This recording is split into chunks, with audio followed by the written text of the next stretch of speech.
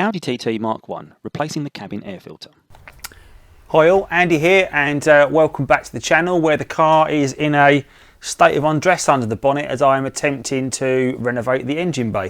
If you like what you see, please do give it a thumbs up and subscribe. While the various plastic is removed from the engine bay, I thought I'd take a look at fitting this. This is your cabin air filter. It's a very straightforward swap out. There's even a special hatch for you to insert the air filter, but I'm going to do it a slightly different way because I'm going to remove the entire trim panel that it sits behind. And the reason I'm doing this is so that I can give the filter area a good clean out because it looks like it's full of cobwebs, dirt and detritus. So I'm going to remove the panel, change the filter, and all should be good. If you own a hard top, this is probably a little bit more important than if you own a soft top. With the soft top, you've got the fresh air coming in all the time. With a hard top, this is going to keep your air clean and fresh and keep all those harmful smells and fumes out of the cabin. So without further ado, let's remove the trim panel. Start by lifting this rubber sealing gasket from the front edge of the panel. It should pull off quite easily. So to remove this windscreen trim panel, you can see, although I've managed to unclip it, you can't get it off because of the windscreen wipers. So in order to remove this, I need to remove the windscreen wiper arms too. Using a small bladed screwdriver, I need to pop the end caps off the windscreen wiper arms, like so.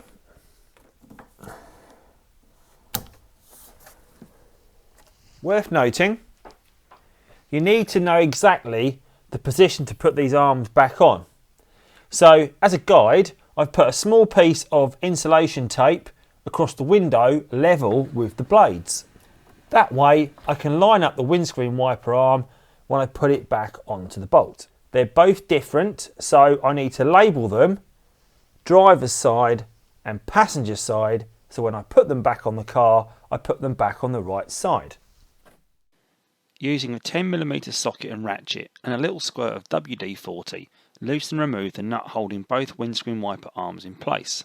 For removing the windscreen wiper arms, I'm going to use this puller gadget. Essentially the way it works is you clamp this around the underneath of the windscreen wiper arm by lowering it with this triangular spinny wheel. Then once in position, you literally push down on the bolt and that pulls the arm up. It's worth giving the bolt a squirt of WD-40 before applying the pressure. Wind up the screw in the middle of the gadget, and as it loosens, give the wiper arm a wiggle to get it off. Now with both windscreen wipers out of the way, this trim panel should now technically just lift off. Moment of truth. Well, it does lift up, but I'd completely forgotten about the electric control plugs for the washers and washer fluid feed. These need to be unclipped, unplugged, and the washer feed can just be tucked into this handy square hole at the back of the bulkhead. With the trim panel out of the way, I can see all of the cobwebs and dirt that has built up. Leaving the filter in place for now, so nothing falls into the system, I'll give it a good vacuuming to get rid of all the crap.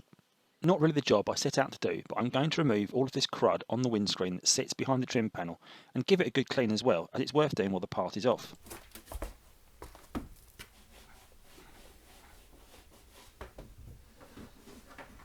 So moving to the filter, it is held in place with two plastic clips at the front of the filter housing.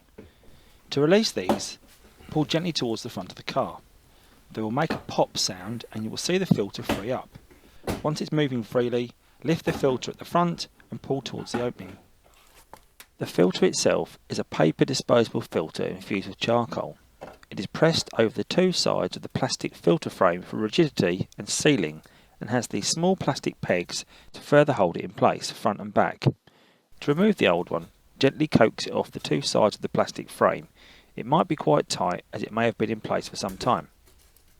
It's evident from the old filter and rubbish build-up it's done its job. Printed on the side of the filter is the direction of airflow. Remember, the air comes in the top of the filter, so ensure you put the new filter on the frame the right way up to allow airflow to be filtered. Place the outer vanes of the filter over the two side guides and ensure it's pressed all the way up flush with the frame. The small guide pegs should be touching the outer edge of the filter also. A good side-by-side comparison here of the new cleaned filter compared to the old one.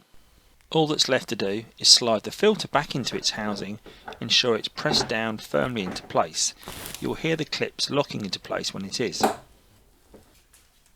Don't forget, you should take care when disposing of the old filters. You should always do so responsibly.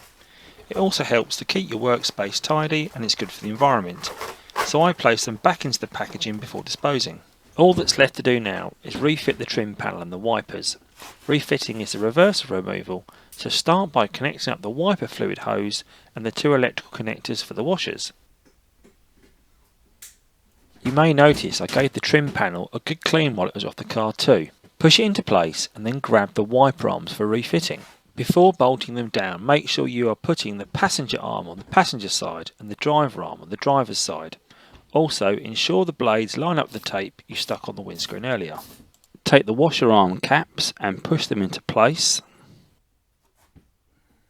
Lastly, take the rubber trim gasket and push it down firmly to ensure a nice tight fit on the edge of the bonnet when closed, and you are done. So that is the long yet rewarding way to replace your cabin air filter. You could just use the access hatch in the corner of the trim panel, but I felt I was doing the job more justice by removing the trim and cleaning out all the muck and mess. I think you'll agree it makes a big difference to the look of the car and also to the cabin filtering. Please do give it a thumbs up and a subscribe if you found this useful, and please do check out some of the other content on my channel where I cover a whole host of topics for the Audi TT. So it's time for me to get back to cleaning the engine bay and time for me to say to you guys, see you soon and take care.